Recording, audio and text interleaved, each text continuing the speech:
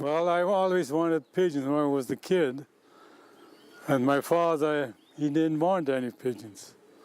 So when I come out of school, I watch the crows fly around all the time.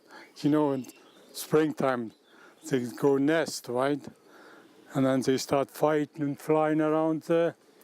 And then one day my grandfather, he had lots of pigeons. He said, I'm going to give you a pair. So I got a pair from him, and then my one cousin gave me a pair. So I had two pairs. Where we lived, see, we lived up the hill, and the city was below. In the mornings when they flew outside, looked nice, you know, in the sky, you know. They flying over the city. They had lots of white in them, you know, and the sun shines, makes them look good. Then, then the war came there, right? We had moved to Poland, that was a province. And then the Polish were there, they organized everything after the war was finished, and then they sent us to West Germany, by Hamburg. And then I worked on a farm, but I couldn't keep no pigeons, no place. And then my brother immigrated to Canada, so he asked me if I want to come over. So I came over, and then first thing I started with pigeons. What year was that? 1956. I lived in Welland, and my brother lived off Foss Road there. And then he said, oh, you can build yourself a pigeon coop. Every day I had to go feed him. But after he moved, and I had to put my pigeons someplace else. At that time, my future father-in-law, he didn't live far. He said, build a new coop over here. So I built a new pigeon coop over there. Then I got married. And then I bought this place. And I started building the coops. My house was here. And I started building here, and then pigeons always going in the house, you know. So I moved the house over there. And I started building here. Well, this here I got from the hilltop, you know, not 20 highway. It used to be hilltop, right? They had cabins, and I bought them for $20 a piece. So and I moved them here.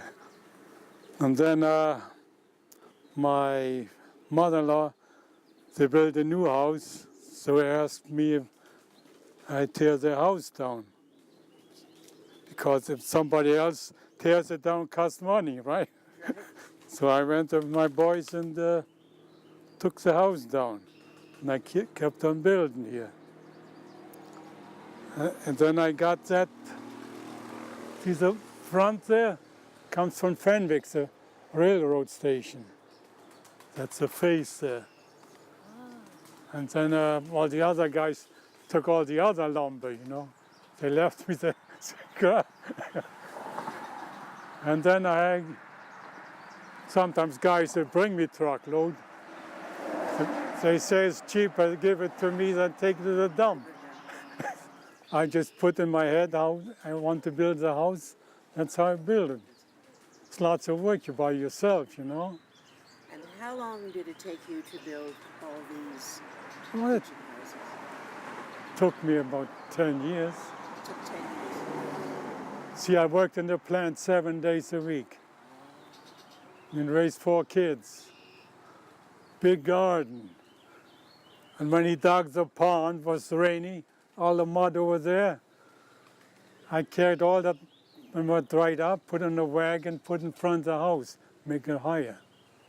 No more trouble with the water. Just look, it's all water here. And then I got more dirt here and make it higher, everything. Now when you think you can relax, it's time to croak. Sometimes people buy pigeons and they don't want them, and they bring them back. Like a fall time, a guy brought me 120. Well, he had to get rid of them. So he said, Karl, piece of bottle of whiskey, take care of my pigeons. That's 6 months now. But I didn't get no penny for food. And he never came back? No. Never saw him again? Well, I hear he's locked up in jail. Am I correct that you belong to a pigeon fancier association or something like that? Is there such a thing? Yeah, there's pigeon clubs. Pigeon clubs.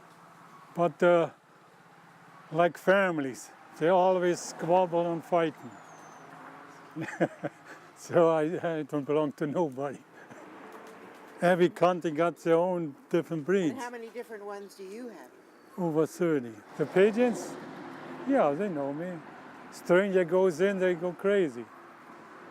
So when I go, a young pigeon, when it comes up the nest, you pet it every day, you talk to him. After a while, he gets bigger, he comes and flies on your shoulder, pets you all the time. But after a while, you don't pay attention, well, then they get wild again. I got one pigeon, he goes in every pigeon coop, makes trouble. And there's one sitting right there. He belongs over here, and he goes over there all the time. And I got one, and I go upstairs feed, he comes downstairs. I leave my pails downstairs, he goes right in the pail. Every time the same. Smart. Yeah. I mean, I got to watch, I won't step on him. Well, one bag of feed, well, I buy it from the farmer, cost me $10, that's 50 pounds.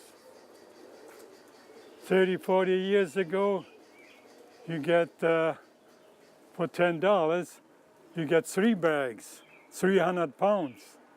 But price goes up, the amount goes lower. So my wife gives me only $60 allowance a week.